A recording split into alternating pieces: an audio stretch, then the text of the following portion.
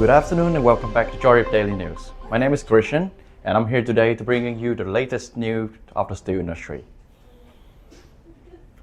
Nickel price exceed the $18,000.1 per metric ton barrel on Monday, 11th of March 2024. The increase in the U.S. unemployment rate was conducive to making the Fed cut interest rate early. Also, the U.S. dollar index hit a record low in the past 6 weeks. Meanwhile, the LME's nickel inventory kept decreasing.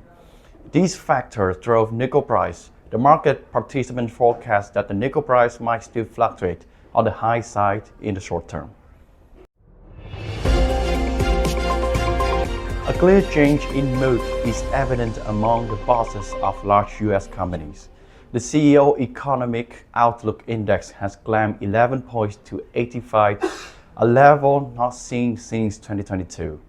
They expect more turnover, are planning higher investment, and see job figures rising.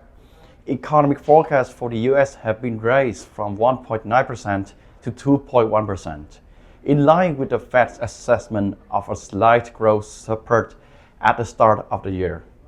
Thanks to sustained productivity growth, it looks as if the U.S. economy could continue to grow even with high interest rates. Fed Chairman Jerome Powell has raised hopes by indicating that the USA could soon cut interest rates. But inflation must first be under control. The labor market could help to create confidence and has already sent out positive signals for February, with the creation of 275,000 new jobs.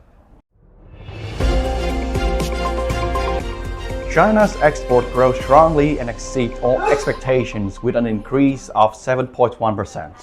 Germany is also benefiting from the global trade upswing. German exports rose by 6.3% in January, especially to China. After 5 quarters, the German export industry could finally record growth again, driven by the global economic recovery. The signs are good for Germany's economic engine. South Korean steel giant investigate U.S. plans.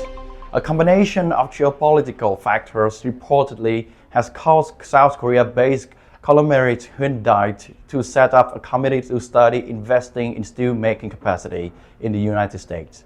The March 11th online report by the Korea Economic Daily points to the U.S. imposed tariff barriers and the potential for a carbon border adjustment mechanism as a reason why Asia-based manufacturers with operations in North America may soon want to make steel there.